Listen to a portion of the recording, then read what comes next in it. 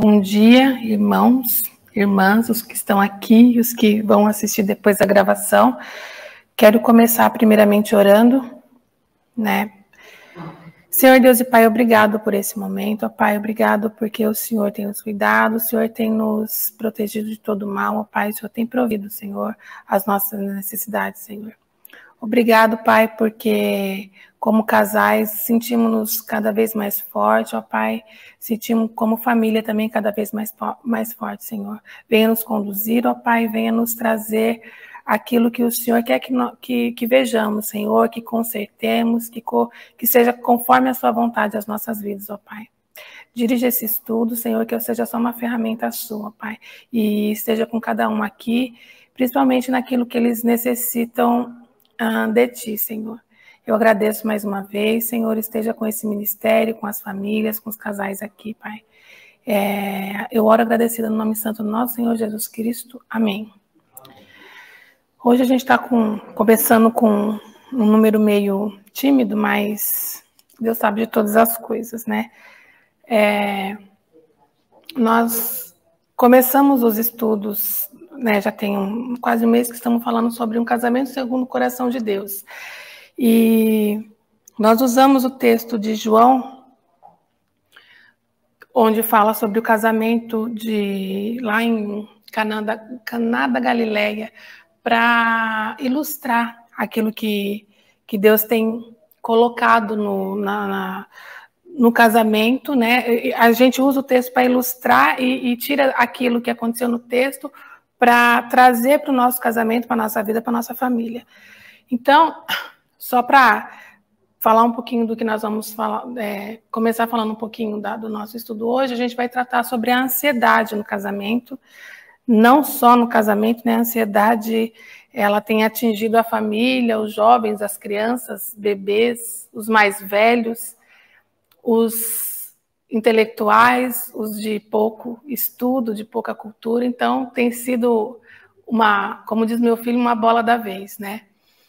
Mas, só para começar aqui, vamos em Mateus 6:25, onde fala que Jesus transforma a ansiedade em paz.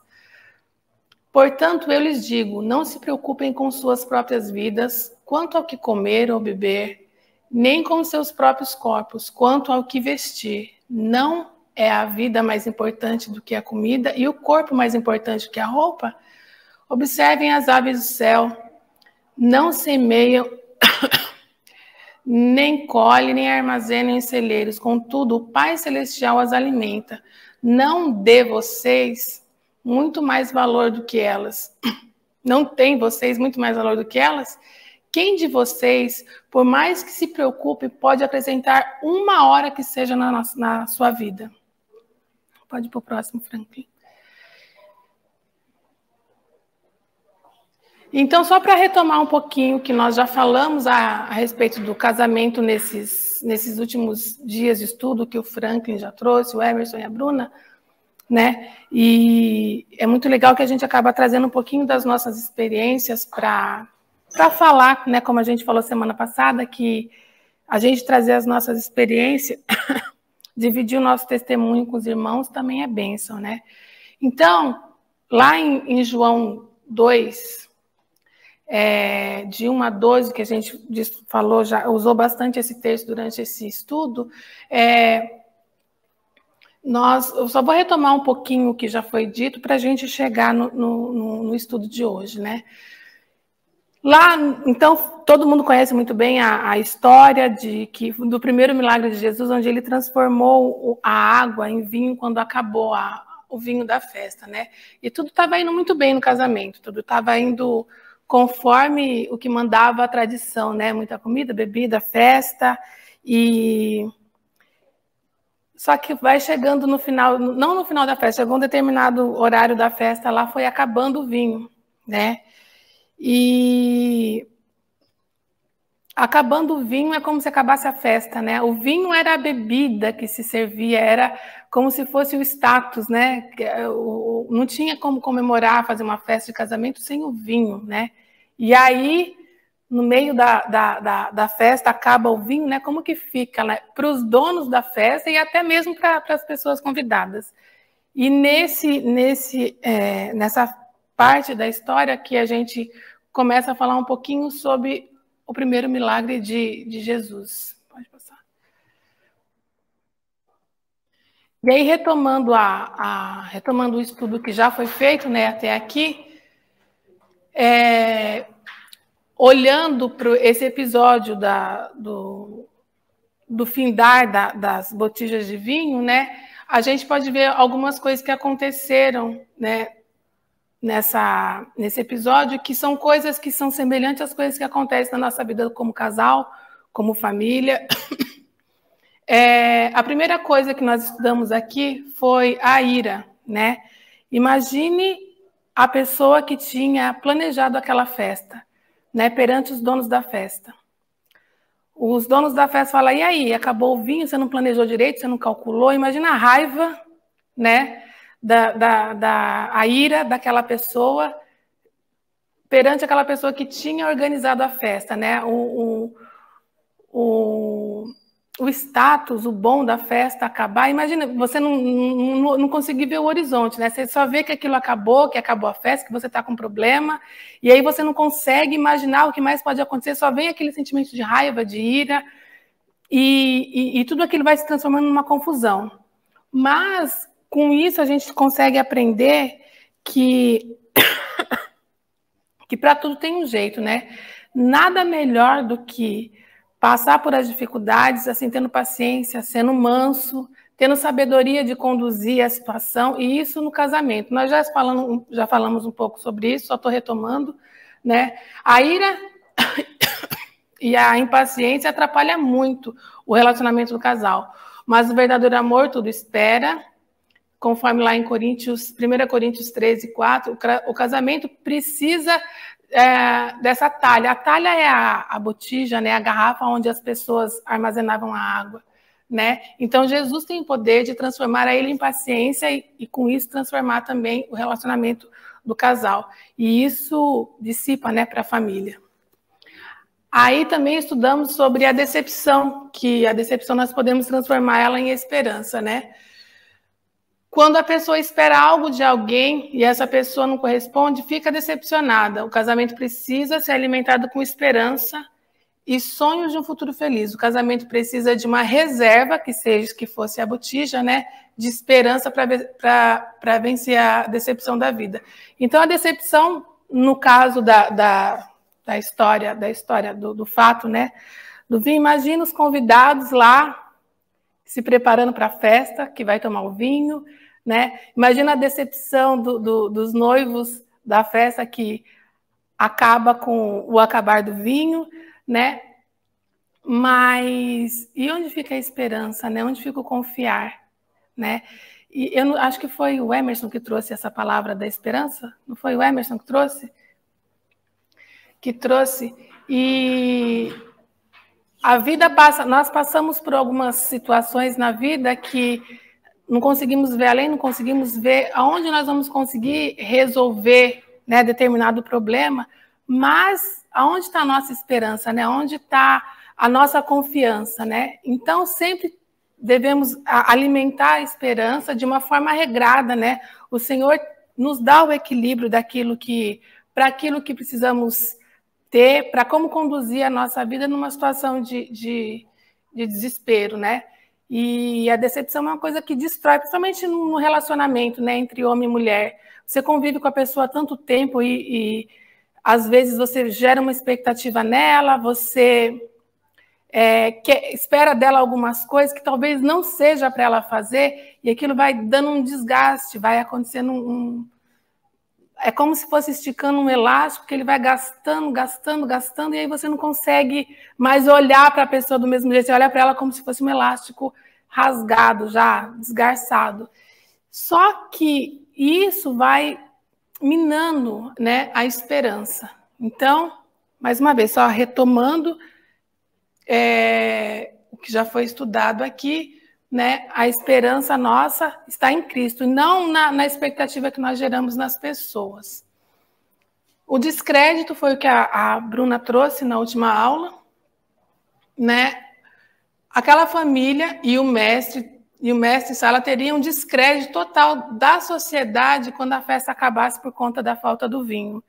E quando você gera um descrédito, tanto nas pessoas, quanto no seu cônjuge, no seu filho, né? Aquilo também a maioria das coisas que fala aqui é sobre o desgaste no relacionamento, né? Muitas pessoas, né, pelos estudos que nós temos, elas davam muito valor nas expectativas, na confiança, e é como se você tivesse... isso a gente vê tanto no casamento como no trabalho, né? Você deixa alguma coisa falhar e você, perante os seus funcionários, seus parceiros de trabalho, seus clientes, você fica no descrédito, né? Isso daqui também foi aquilo que aconteceu, né? As pessoas ali, as donas da festa, vamos dizer assim, elas estavam num descrédito perante a sociedade e os convidados, porque o vinho, que seria o motivo lá da comemoração, o motivo não, né? O que se usava para comemorar, estava acabando. E o desespero faz a pessoa não ter confiança, não ter esperança que aquilo também pode ser resolvido. Então, Jesus tem o poder de transformar o descrédito em confiança. Agora, retomado aqui as aulas anteriores, agora vamos começar a falar um pouquinho da ansiedade. A ansiedade, né? A Bíblia fala muito sobre ansiedade. Na verdade, a Bíblia traz a receita para a gente controlar a nossa ansiedade. Como eu falei no começo, a ansiedade ela é uma coisa que está na moda, né? Nós, pais, filhos, avós, todo mundo tem ansiedade. Mas a ansiedade ela tem que ter um equilíbrio, né? Ter ansiedade é bom porque, às vezes, a ansiedade move as pessoas. Porém, o estudo em excesso é problemático, né? A ansiedade é quase... se a gente deixar ela tomar conta da gente, a gente perde o controle. Eu sei que tem bastante estudioso aqui, pessoas que estudam o comportamento humano, mas o que eu estou falando é o de sentir mesmo, de conhecer e o que a gente vê na prática, né? Então, se alguém tem um conhecimento científico sobre a ansiedade e eu estiver falando alguma coisa errada, pode me corrigir. Eu fui procurar uma definição para a ansiedade, assim, só para a gente ver onde ela e a paz tem um embate, né? Que é uma coisa que é total, né? A ansiedade, ela nos toma a ponto de provocar um sofrimento antecipado, né? A gente sofre por aquilo que a gente nem sabe se vai acontecer, se é para acontecer, né? Exatamente. Então, eu lendo algumas definições, eu achei isso daqui, né? Desculpa, eu estou com tosse, estou segurando a tosse. A aflição, a angústia, a perturbação do espírito causado por uma incerteza. Relação com qualquer contexto de perigo. A gente potencializa o perigo, né, quando a gente está sob a ansiedade. A ansiedade e os transtornos de ansiedade são um conjunto de doenças psiquiátricas marcadas pela preocupação excessiva ou constante de algo negativo que vai acontecer.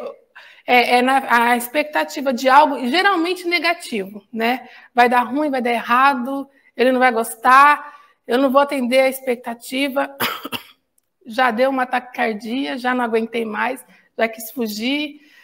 Em especial, durante as crises de ansiedade, as pessoas não conseguem se ater ao presente, sente uma grande tensão e, às vezes, sem um motivo aparente. Eu lembro de uma situação, eu parei para abastecer num posto de gasolina, e é uma moça muito sorridente, ela sempre me atendeu, num posto nas Nações Unidas, ela sempre me atendeu muito bem, e de alguns dias anteriores a esse episódio, ela tinha parado de sorrir, né? Eu falei, o que está acontecendo, né? Ela gostava de conversar, o que está acontecendo? Ela não queria mais conversar. E aí um dia ela, né, colocou lá para abastecer o carro, chegou no vidro do carro e falou, moça, eu acho que eu estou tendo um infarto. Eu falei, né? O que eu faço, né? Desci, chamei lá os colegas de trabalho dela, tudo por acaso tinha um médico que também estava abastecendo, e ele parou.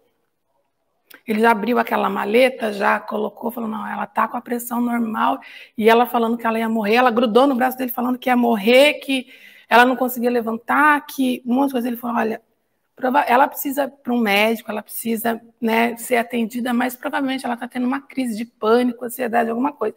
E depois ela foi me contar a história, que ela estava tendo essas crises porque ela estava na iminência de perder o emprego. E ela tinha um filho, sustentava o filho sozinha, pagava aluguel, e ela botou na cabeça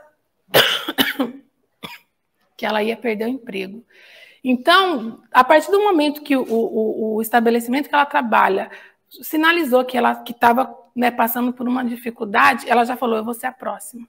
E ela colocou aquilo na cabeça, ela dormia, acordava com aquilo, e ela não conseguia cuidar da criança, ela não conseguia trabalhar, ela não conseguia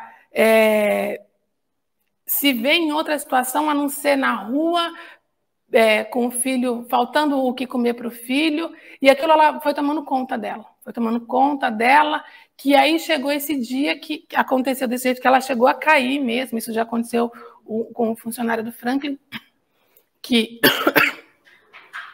eles se viram numa situação de doença, assim. Ela falou, não, agora acabou mesmo, e eu não tenho mais o que fazer, mas muitas vezes eu tive a oportunidade de conversar umas 2 outras vezes com ela, porque eu acabei me mudando, não faço mais aquele percurso onde eu sempre abastecia. Eu tive a oportunidade de conversar com ela 2 vezes e falei para ela, você nunca quis procurar uma ajuda? Ela falou, não tenho dinheiro para pagar, todo mundo fala que eu tenho que arrumar um psicólogo, um analista, não sei o quê. Eu não tenho dinheiro para pagar, eu mal consigo me sustentar. Eu falei, não, uma ajuda espiritual, falei para ela, né? Você já ouviu, né, que tem muita gente. Eu sempre, quando vou conversar com a pessoa, eu vou pelas beiradas, porque às vezes quando a gente fala, vamos na igreja, a pessoa sai correndo de você, não atende mais o seu número, né? Corre de você, passa para o próximo te atender. Tem algumas pessoas que são assim. Então eu fui conversando assim pelas beiradas com ela algumas vezes. E aí eu falei para ela, você nunca parou para pensar que isso tudo pode ser um problema espiritual, uma falta de confiança em Deus? Ela falou, mas como? Se eu ficar em casa só e pedindo para Deus, o meu salário não vem, a minha dispensa não enche, meu aluguel não vai ser pago. Ai, obrigada. Eu aceito. Obrigada. E como que eu vou fazer? Eu falei, é uma questão de confiar e entregar. Mas aí tinha um processo muito grande, porque ela não acreditava, ela não deixava aquilo fazer parte, ela achava que o fato de acreditar em Deus, não tinha, mesmo acreditando em Deus, que a maioria das pessoas fala, não acredito em Deus, mas eu tenho a parte. Ok, a gente tem que fazer a nossa parte, mas a gente tem que colocar as coisas nas mãos de Deus e não tirar, né? Que a gente tem essa mania, né? A gente coloca na mão de Deus, aí quando o cinto aperta, a gente vai lá e tira um pouquinho. Coloca nas mãos de Deus, o cinto aperta, a gente tira um pouquinho. É uma entrega que tem que ser assim, de corpo, alma, coração, e sem pensar no que vai acontecer. É muito difícil. É como eu falei, é um processo, né? Não é do dia para a noite que as pessoas conseguem fazer essa entrega. Então, o estudo vai... a essência do estudo é isso, é a entrega, né? É onde que nós estamos e como que nós vamos fazer essa entrega, né? Porque é quase um mergulhar e sem saber nadar. Mas acontece muito assim. Às vezes você anda tão distante de Deus que você já nem sente mais que Ele pode te ajudar em determinada ocasião, em determinado problema que você enfrenta. Mas, às vezes, você está tão íntimo dele, tão íntimo que chega a ser simples você entregar na mão dele algumas coisas. Pode. Uma vez eu estava tão angustiada, cheia assim, de preocupação pelo futuro, né? De ansiedade, né? E uma senhora falou para mim assim, ei, Sarita, você tem pai. Aquela frase foi tão forte para mim. Ei, você tem pai. Um pai amoroso que está cuidando, confia. Naquele mesmo momento é como se voltasse, né? É verdade, gente, por que eu tô assim? Então, às vezes a gente precisa de um beliscãozinho desse, falar, olha, volta para a realidade. E o seu pai isso, volta, você tem um pai que está ali, que se derramou, né? Deu seu filho por você, e você pode contar com ele, né? Às vezes a gente está tão entranhada nos nossos problemas, né? Que a gente não consegue ver isso daí. E aí eu também fui procurar o que é dizer paz, que é praticamente o contrário da ansiedade, né? A paz é a relação entre pessoas que não estão em conflito, é um acordo, é a concórdia. Aí, resumindo, Deus está no controle de todas as coisas. E um exemplo da sua palavra diz que por intermédio de João 14, 27, ele diz lá, deixo a paz a vocês, a minha paz dou a vocês, não a dou como o mundo a dá. Não se perturbe o seu coração e nem tenham medo. Então, eu fui tentar falar esse versículo para a moça, e a palavra dela, mas como? Como? E eu, sinceramente, eu vou falar que eu não tinha mais palavras para falar para ela, né? Porque ela ficava no como. Como? Né? Se eu ficar em casa, eu falei, não é eu ficar em casa, é você trazer paz para você. É você trazendo paz para dentro de você, você olhando para o que Deus fez, o que Ele faz. Você tem condições de ficar tranquila, você tem condições de confiar, né? É igual criança, né? Acho que eu falei um pouquinho disso na MCM. É igual o filho que se joga para trás, quando o pai fala, vai, cai que o pai vai segurar. Ele se joga confiando. E ele faz, mas faz com paz. Ele não faz imaginando que ele vai bater a cabeça no chão, né? Que ele vai bater as costas no chão. E o que Deus quer para nós, como pessoas, como casal, como família, é essa entrega, é essa confiança, né? Que você tendo paz, tendo tranquilidade para colocar todas as suas dificuldades nas mãos do Senhor, automaticamente a ansiedade vai sumindo. É como eu falei, a ansiedade ela tem que ser temperada. Tudo aquilo na nossa vida tem que ser temperado, né? Tem gente que é muito bravo, né, Lorena? Brincadeira. Tem gente que é muito calmo, tem gente que é muito passivo. Então, tudo muito, ele destempera, né? Eles tempera. Mas o equilíbrio dessas coisas é o controle da ansiedade e é a fórmula matemática, vamos dizer assim, para que tenhamos paz. Pode passar, Franklin.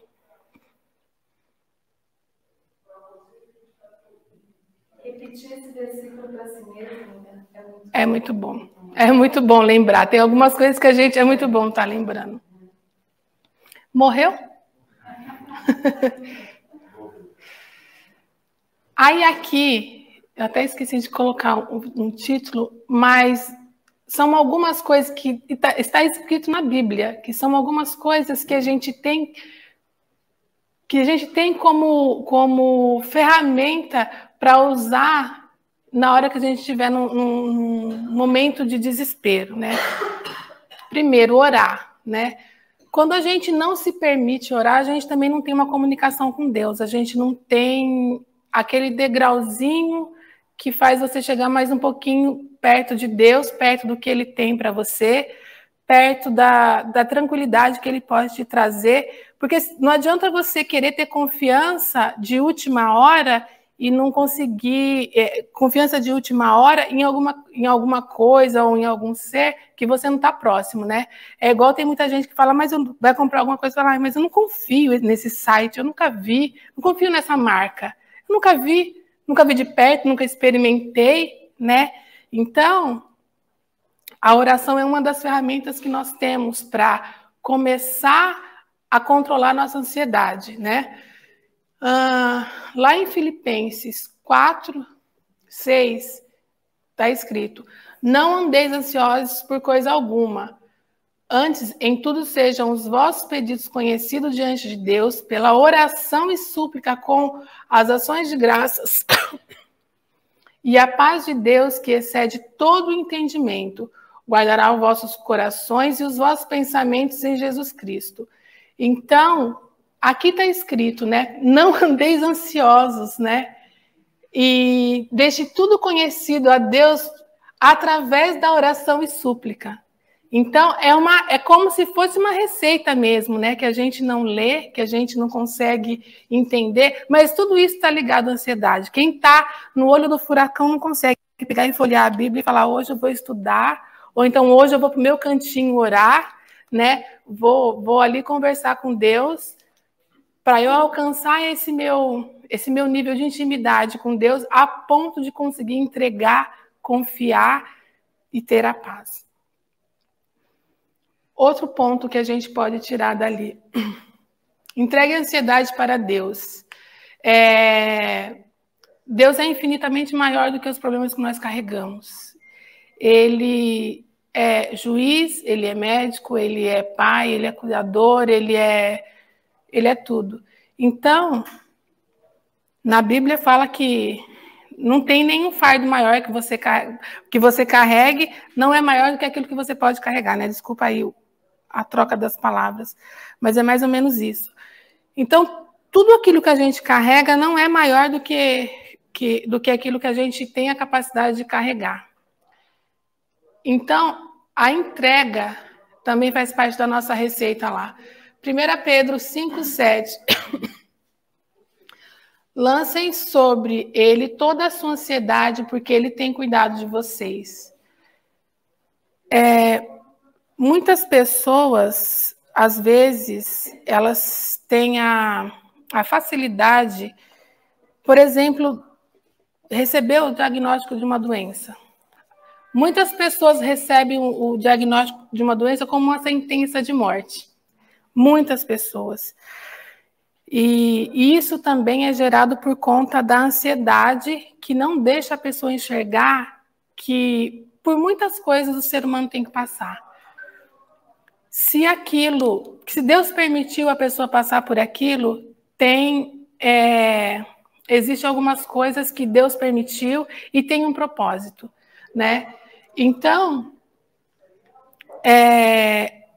algumas pessoas, como eu falei, elas não conseguem ver o horizonte, não conseguem ver o mover de Deus. A Bárbara fala uma coisa muito interessante. Ela passou por uma situação de saúde muito complicada, né? E ela traz isso. E ela conta isso, até a gente fala, nossa, preciso pintar o cabelo, meus cabelos estão brancos. Ela fala, não, gente, vocês têm que dar graças a Deus que você chegou ao ponto de ter os cabelos brancos, né? Porque se Deus te permitiu chegar até aqui, não te tirou a sua vida, não te deu o sofrimento de você não ter os cabelos, né, num determinado ponto da sua vida. Então, tudo bem que a gente tem um pouquinho das vaidades, né? Eu tenho os cabelos brancos desde muitos anos, mas Deus te deu a possibilidade de viver mais e você conseguir ver os seus cabelos brancos, de ver um filho crescer, de ver um filho se formar, de ver um filho... Então, a gente, às vezes, não consegue, a gente se infiltra no problema. Às vezes é muito difícil, né? Por isso que nós temos os irmãos, nós temos a igreja, nós temos Deus à nossa disposição para nos ajudar perante todas essas coisas. Então, essa entrega, esse cuidado, esse reconhecer que às vezes Deus nos permite passar por algumas coisas, faz parte do controle, né? Desse controle da ansiedade nas vidas. Confiar em Deus, né? Muita ansiedade vem porque sentimos que tudo depende de nós e ninguém vai nos ajudar, né? Igual o Chapolin Colorado. Através da fé, nosso coração encontra paz. É aquilo que eu falei um pouquinho antes, que às vezes a gente enxerga o problema, ele é maior do que nós, ele é uma sentença de alguma coisa muito negativa para nossas vidas e a gente não consegue enxergar que Deus tem um plano para você. A gente estava falando aqui. Procurar encorajamento. Esse daqui é um ponto bastante... que requer bastante atenção. Nós temos, além de Deus, que é o nosso tudo, né, que está ali para nós, às vezes nós temos uma situação na nossa vida de ansiedade mesmo, que nós não conseguimos nem orar, nem pedir para Deus o direcionamento. Nesse momento, muitas pessoas procuram diversas formas de ajuda, né? Tem gente que vai no psicólogo, tem gente que vai no curandeiro, tem gente que vai no vidente, tem gente que vai em tudo quanto é lugar. Então, a gente tem que vigiar muito aqui na hora de procurar o encorajamento e procurar a companhia certa para andar conosco, né? Porque tem muitas pessoas que andam conosco, mas não querem estar conosco, né? Tem muita gente que anda conosco para ter a oportunidade de nos dar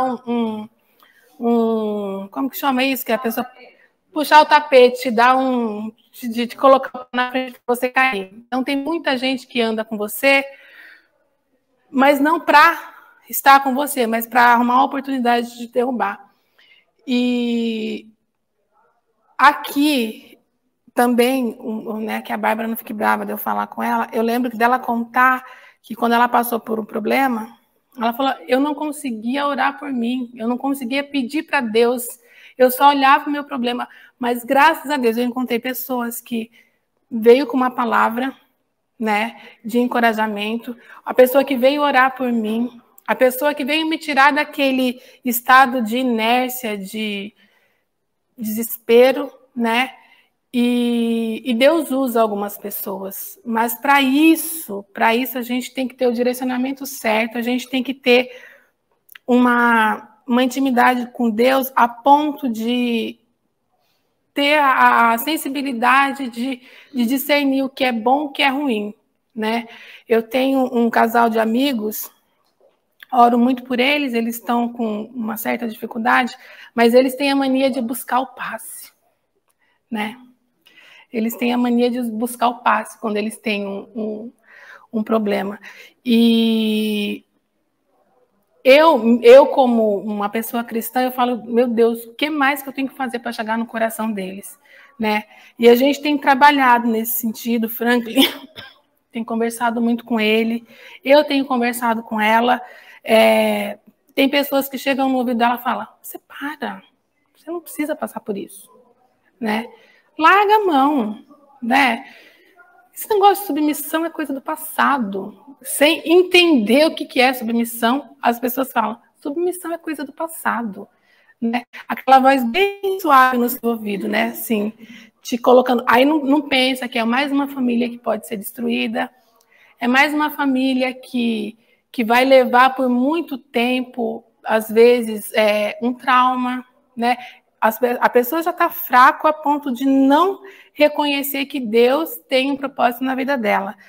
Ainda chega aquelas pessoas falando bem bonitinho, né? Você é independente, você não precisa passar por isso. Submissão é coisa do passado, a Bíblia é ultrapassada. Então, a gente tem que ter bastante cuidado e discernimento na hora de procurar o nosso encorajamento, né? O psicólogo sempre tem uma palavra científica para as coisas, uma palavra comportamental para as coisas, muitas vezes ajuda muito, mas o principal é confiar em Deus, é entregar para Deus, é orar. O coração ansioso deprime o homem, mas uma palavra bondosa o anima. Provérbios 12, 25. Deus moveu a igreja inteirinha para orar por ele. Eu tive assim, nossa, como Deus falava comigo através, a Laurinha, a Luísa, sabe? Pessoas jovens, assim, comigo, me ajudando em oração. Então, isso foi muito gratificante, mas muito mesmo. Todo mundo me ajudando em oração. Exatamente. Exatamente. Sabe que tem pessoas certas que podem te ajudar. Mas isso a gente precisa estar subindo aquele degrauzinho para estar mais perto dele, não é? Porque a intimidade com Deus também afasta algumas coisas que não precisa. Deus vai te levando. Então, quando eu precisava de uma palavra, uma vez eu estava precisando de uma palavra, a Morena me ligou, então foi maravilhoso ouvir a voz dela, né? Então, é mais umas coisas que acontece, né? Que só Deus. Então, a Lorena não é só brava, né? Não. É brincadeira. Antes que você fique brava comigo, é brincadeira, viu? É porque eu te amo que eu brinco com você. Gente, mas O que eu tinha para falar hoje é isso, até porque o pastor falou para a gente controlar o horário aqui, para a gente não chegar atrasado no culto. Queria saber se alguém tem alguma coisa para falar, alguém tem uma colocação, pode falar. Sabe uma coisa que me ajudou muito, quando eu estava muito ansiosa? É contar as bênçãos. Isso. Colocar o que é bom. Então eu fazia por escrito. Eu pegava um papel e escrevia assim: eu sou grata porque o Senhor me dá alimento, o Senhor me provê as coisas, o Senhor me abençoa, o Senhor está comigo em todo o tempo. Eu sou grata porque nada me faltará, o Senhor é meu pastor. Sabe quando você escreve mesmo? Escreve. Aí você deixa de focar o problema e começa a focar naquilo que você, onde você pode achar a solução, né? Isso. Aí depois começa a relaxa, você olha e fala assim: muito bênção. Isso, exatamente. Muito bênção. Mas é verdade. E a Bíblia tem esses exemplos, né? Exatamente. Deus fez isso, Deus fez isso, Deus fez isso naquele momento. Isso tira o foco do nosso problema e leva a gente para uma reflexão que, já que ali Deus agiu, Deus vai agir no problema também. Não é verdade? É verdade. E assim, só para acabar, se Deus deixou o matrimônio, né, como bênção para as nossas vidas, com certeza ele não quer nada de mal para nós, e um casamento que ele é atrapalhado pelo sentimento de ansiedade, não é bênção, né? Porque Deus não vai querer... Você pode voltar o slide lá, da onde tem a definição, Franklin, por favor, da ansiedade? Imagine que Deus ia querer um casamento banhado de aflição, angústia, perturbação, né? Então, só para terminar, a ansiedade não deveria fazer parte do casamento, não deveria fazer parte da nossa estrutura familiar, por conta que tudo isso que define ansiedade, eu acredito que não seja o que Deus queira para uma família. E isso atrapalha a condução de uma família. Como que você, dentro de uma crise de ansiedade, você vai aconselhar um filho, você vai ajudar a sua esposa no momento de dificuldade, você vai levantar o seu marido num momento de problema. Então, a ansiedade não é bênção. O que Deus quer para o casamento é a paz, que é a relação entre pessoas que não estão em conflito, nem com elas mesmas, e nem intimamente com elas mesmas, nem com Deus, e nem com o seu cônjuge, nem com a sua família. Então, eu queria só terminar com isso. Eu vou orar, se alguém não tiver mais nada para falar, se alguém tiver mais uma colocação. Vou pedir para o Emerson orar para nós hoje, para terminar. Pode ser, Emerson? Mais uma coisinha. Todo mundo orou, vizinho, mandava uma mensagem direto. Então, foi todo mundo. Viu se a Lorena, mas não é só a Lorena, foi todo mundo. Ah, não! Eu já ia brigar com você, que eu também orei. Mas todo mundo orou. Você sabe, tem dias eu estou lá em casa assim, deitada, eu falo com o Marcos, vou tentar em contato com algumas pessoas. Aí fica assim, preciso falar com. E eu não sei porquê, mas assim, muitas vezes Deus assim, me mostra, quero falar com fulaninho aqui. E às vezes as pessoas respondem, nossa, nós precisamos conversar com alguém, Deus se mostra, né? Às vezes. É uma ferramenta que Deus usa, né? Que Deus usa para... É isso. Pode orar, Emerson. Pai querido, muito obrigado, Pai, por esse dia. Muito obrigado por nós podermos estar aqui, Pai, louvando, adorando o Teu nome e aprendendo um pouco mais sobre Ti. Obrigado por essa palavra. Obrigado, Pai, porque mesmo a gente passando por dificuldades, problemas, a gente não tem motivo para ficar ansioso, porque é muito maior o que o Senhor tem feito em nossas vidas, Pai. O Senhor é tão bom para conosco. O Senhor é um Deus de misericórdia, um Deus que atende às nossas necessidades, por mais que nós não saibamos o momento ou o motivo, mas o Senhor está sempre cuidando de nós, Pai. Sempre na frente, cuidando do nosso caminho. Muito obrigado por tudo e um domingo abençoado. Em nome de Jesus, amém. Amém.